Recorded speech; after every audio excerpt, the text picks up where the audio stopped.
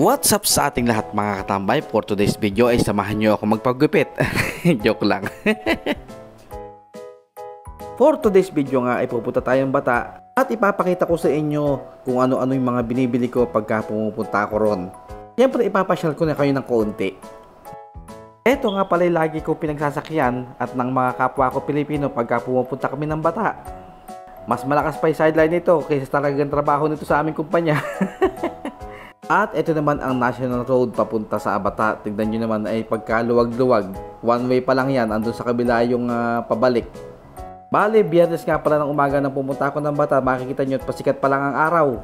Mas maganda kasi pupunta ng mga ganitong oras para hindi pa masyadong maraming kotse sa daan. Dito nga pala ang sentro ng tagpuan. Este ng puntahan ng mga Pilipino para mamili. Sabi nga ng mga ibang Pilipini market. At dito nga sa Saj Hyper, ako namimili ng mga Filipino food item. Ang kagandahan kasi dito mga katambay, pagka maaga ka mga 6 o'clock o 6:30, ay bukas na sila at hindi pa ganun karami yung mga tao na namimili rito. Malaya ka pang makakaikot-ikot na may kasamang basket.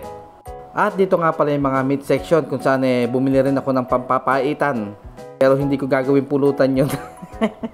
At syempre meron ka rin mabibili dito mga chichirya at mga delata na Filipino item. Dito ako namimili ng mga delata gaya ng mga mega sardines, 555 tuna, baka naman. Pero hindi ako ganong namimili ng mga ganyan mga katambay kasi medyo mahal. Hindi ko rito yung mas mura yung 555. Itong mga corn beef na to medyo may kamahalan. At namili nga rin pala tayo ng kape ngayon dahil nga paubos na ang aking kape. Hindi pa ho ako mamimili ng pampasalubong kaya wag muna kayo magko-comment dyan ng mga papauwi sa inyo ha.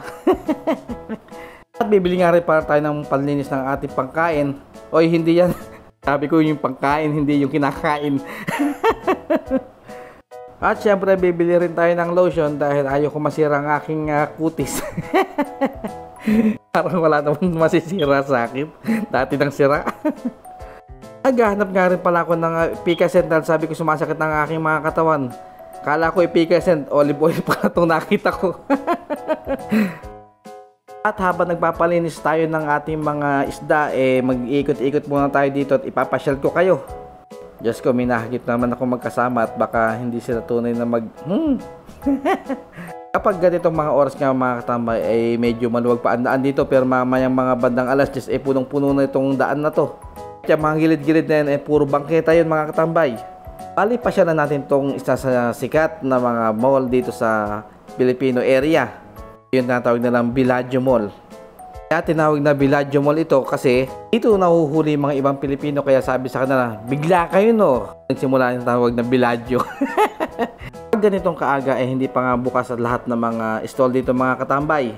Dahil ang pagsasarado ng mga mall dito halos madaling araw na. Pero ako hindi ko pa inabot na hanggang madaling araw dito. Hanggang gabi inabot ko pa lang. Dahil alam niyo naman tayo trabaho at bahay lang tayo.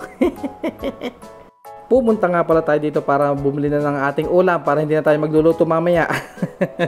Dito nga pala mga katambay meron silang tinatawag na budget meal kung saan 2 ulam, 1 kanin at 1 tubig, 25 reals. Mo rin makikita yung mga food chain tulad ng Jollibee, Chowking, at syempre itong pasalubong. At kung gusto mo naman tinapay ay pupunta ka naman dito kay Blue Ribbon, asawa ni Red Ribbon. At dito nga makikita mong mga lalapit lang ang mga lugar sa atin sa Pilipinas. Makikita mo tong Manila.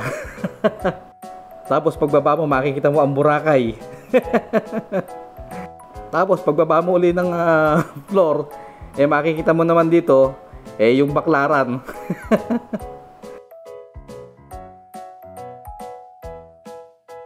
O, di ba? Magkakalapit lang sila. Floor lang yung pagitan. At bago ko nga pala makalimutan, andito rin nga pala yung Tutuban sa kabilang daan. Pagpihit mo, nandito naman yung Divisoria, katapat ng Baclaran.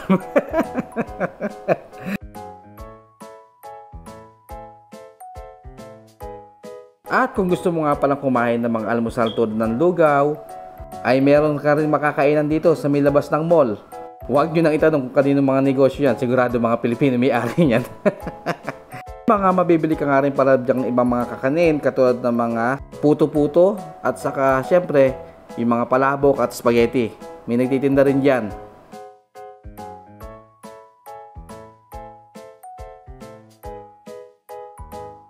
At pagkaya rin ng mahigit isang oras nga mga katambay, ito at uuwi na tayo. Hindi naman talaga tayo nagtatagal sa Bata mga katambay pagka pumupunta dyan, dahil lang purpose ko lang naman ay mamili ng aking mga gamit o pang stock.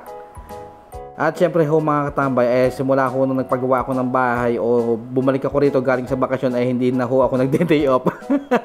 Kaya kahit ho Biyernes ay pumapasok ho ako.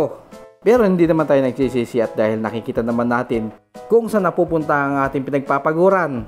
Nakikita niyo naman sa mga pinopost ko, malapad ng aking asawa, yung bahay pala. Bali, hanggang dito na lamang muna nga pala ang ating video for today mga katambay.